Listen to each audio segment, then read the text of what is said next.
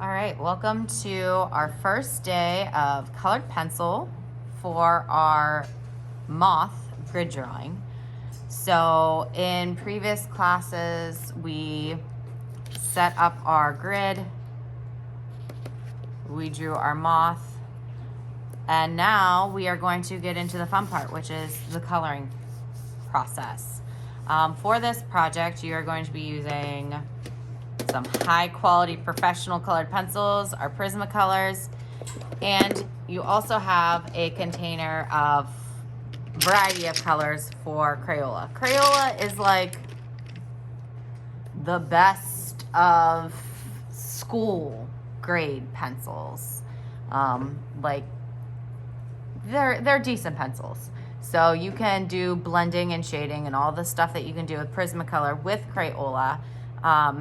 Prismacolor just has a little bit more of a rich pigment, which gets laid on the paper a little easier than the Crayola. So, with that said, in your Crayola bins, you should find little hand sharpeners. These work the best for the colored pencils. The electric sharpeners in the back of the room tend to break the tips off of the Prismacolor. Like I said, because the Prismacolors are a softer colored lead, they tend to break pretty easily. So this is what I suggest you use when sharpening pencils. Move this out of the way. Every table is going to have a set of Crayola and a set of Prisma. When it is time to sharpen pencils, so you're going to open this Prisma tin and sharpen your pencils over here so your shavings go on this tin, and at the end of class that can get dumped out. I don't want to see them in your Crayola pencil boxes. I just clean them out, so they should be pretty okay. I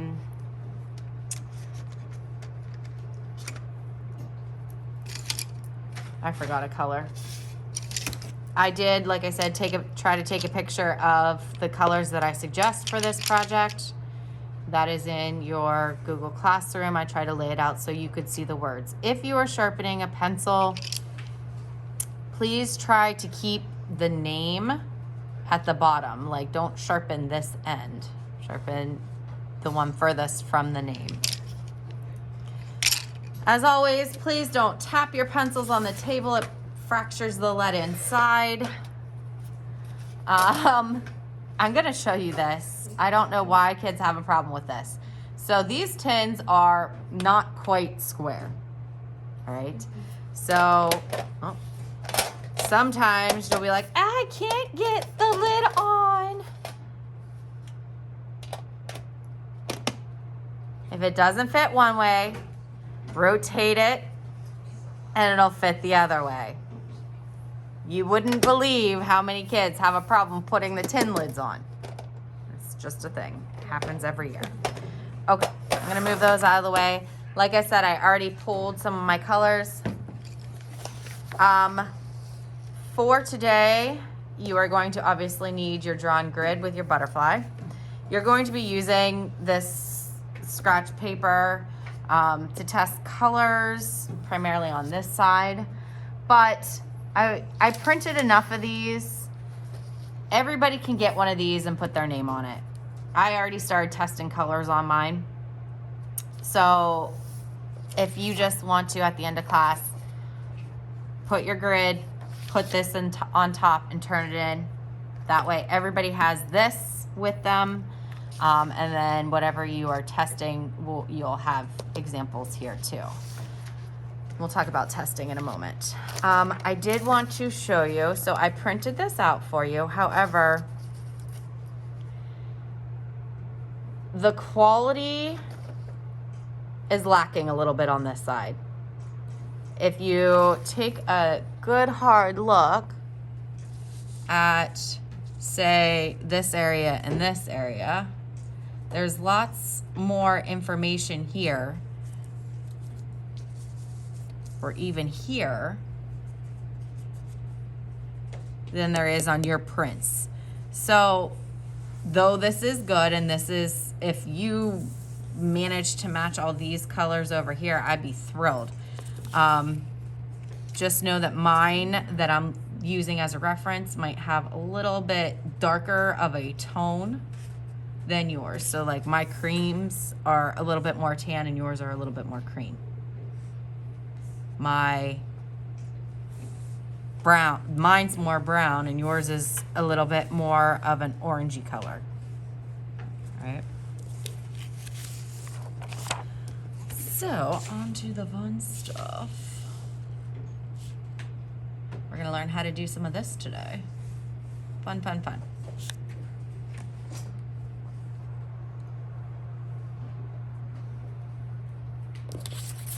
All right.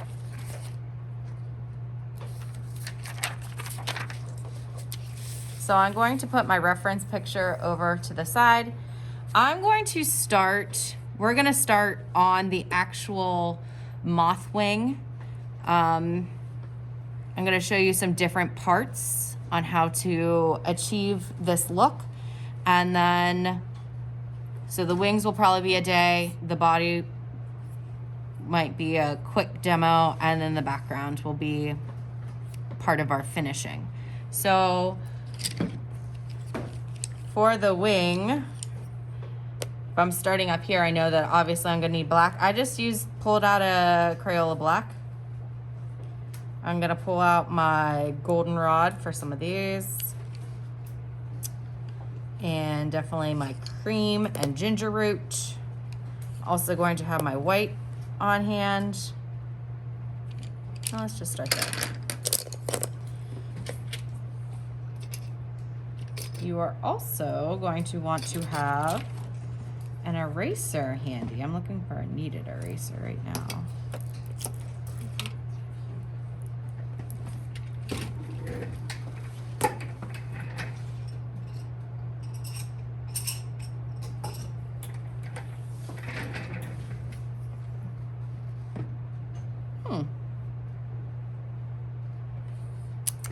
Can somebody open this while I'm... Thank you. So just a regular vinyl eraser will work. You're gonna want to lightly pull up some of your pencil before you go crazy with your colored pencil, because if you color over the graphite, it's gonna get stuck in there. Now, being that the border of this is mostly black, it's not that big of a deal. But I am going to try to get this in frame and zoom way in for you guys.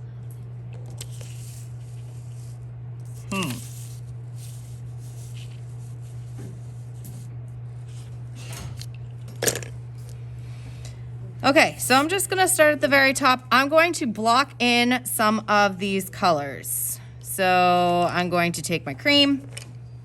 I know that this little piece, blocking in is just laying down a base color.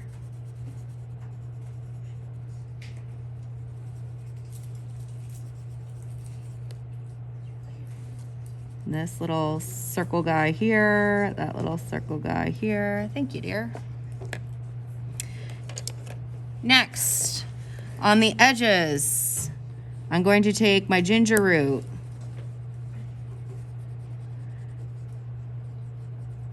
And in small little circles, kind of outline that area.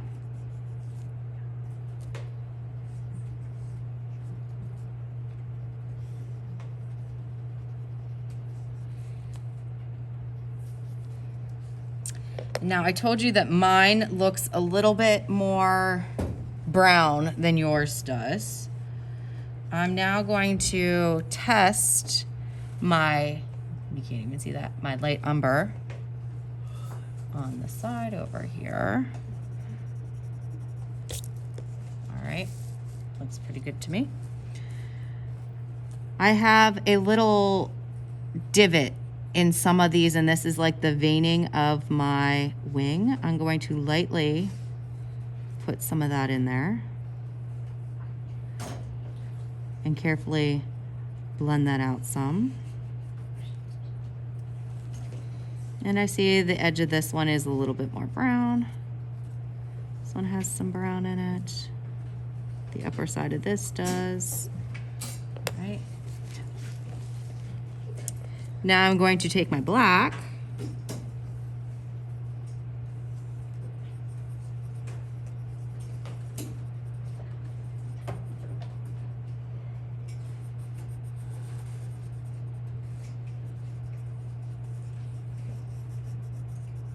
go around some of these areas. And we want our black to be pretty black. So we're really laying some pigment down.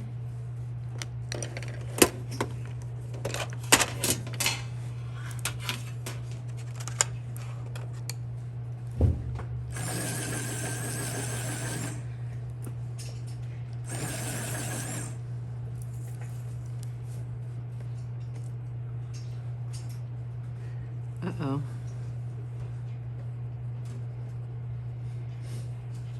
My electric sharpener already broke the tip.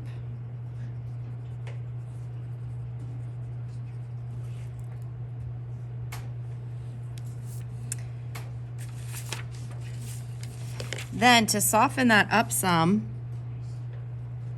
can you guys see?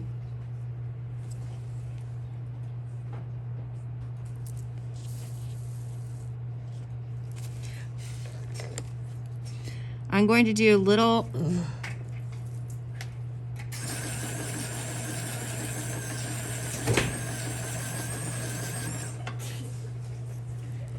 hashes, like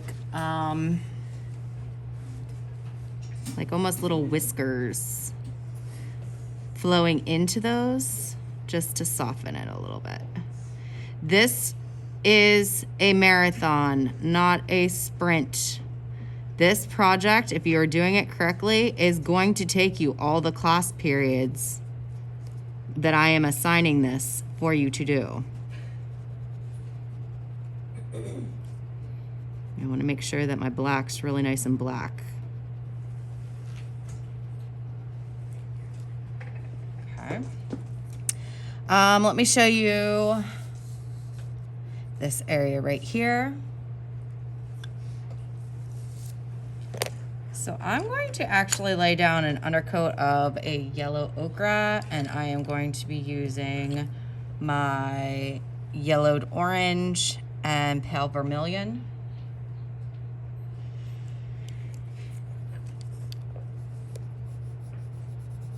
So I'm blocking in my yellow ochre. You're gonna say, why are you using yellow? It's clearly orange. Well, I know that I'm going to be putting the orange over top. I don't want it to be so bright orange that I can't have these flecks. Right here, it's like a little bit more yellow.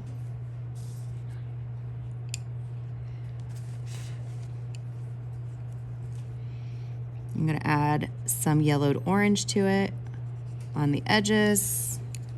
Now I'm going to take, can't see that.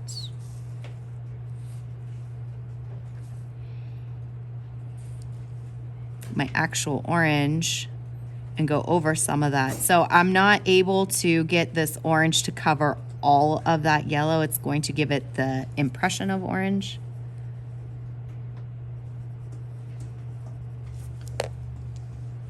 And once again with my black now.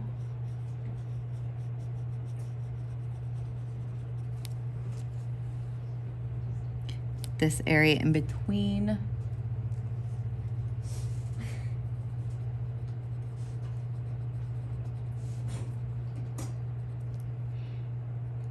And there's these little speckles in here, so I'm gonna just use little tiny hashes to get that speckled look in there.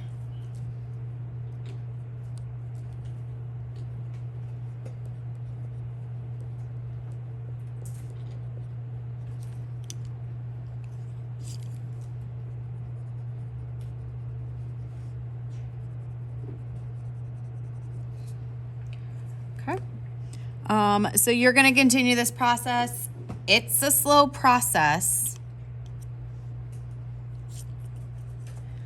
I'm seeing that I need a little bit more black up in here. And do those little wisps inward. All right, let's move to another area. Let's take a look at let's take a look at this fun spot. So for that, I'm going to once again need my black, and I pulled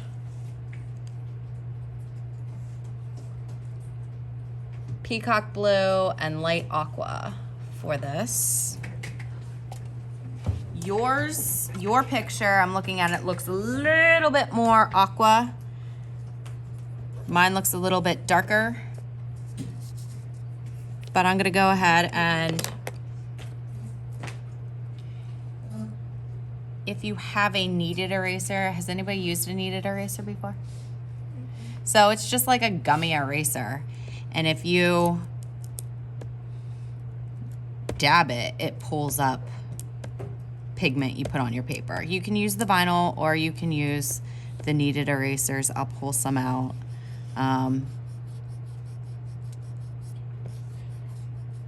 They both work. All right, so I am going to take my aqua color and block that in.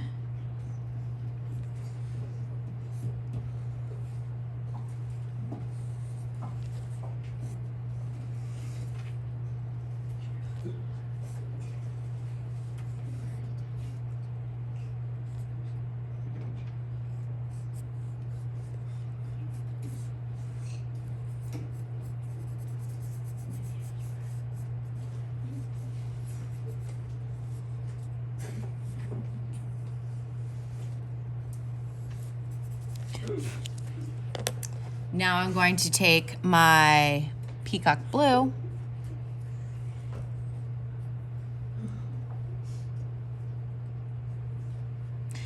and there's this little variation, or like almost bricks of the darker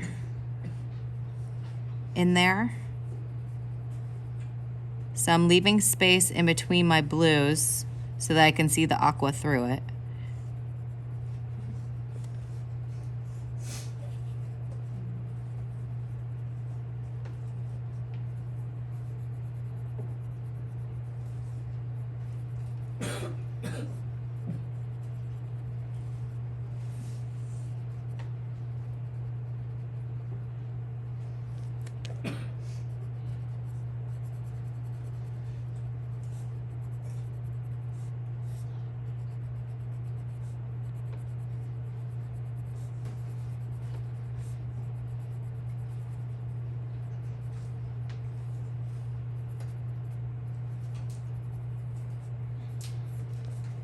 And I'm just lightly going over some of that lighter, light aqua a little bit so it's not so vibrant.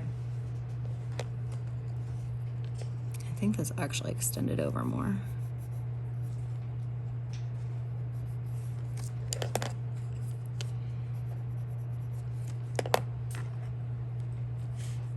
And if you look here, we have some of the, I don't know if you call it fur on an insect, but it looks like fur. Blocking in with the ginger root, once again with the light umber.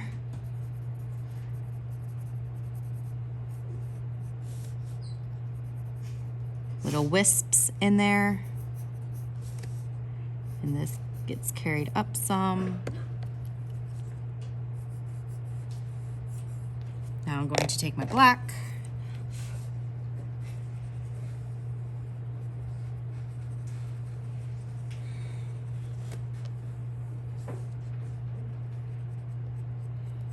And I'm pulling those short little, almost like whisker lines.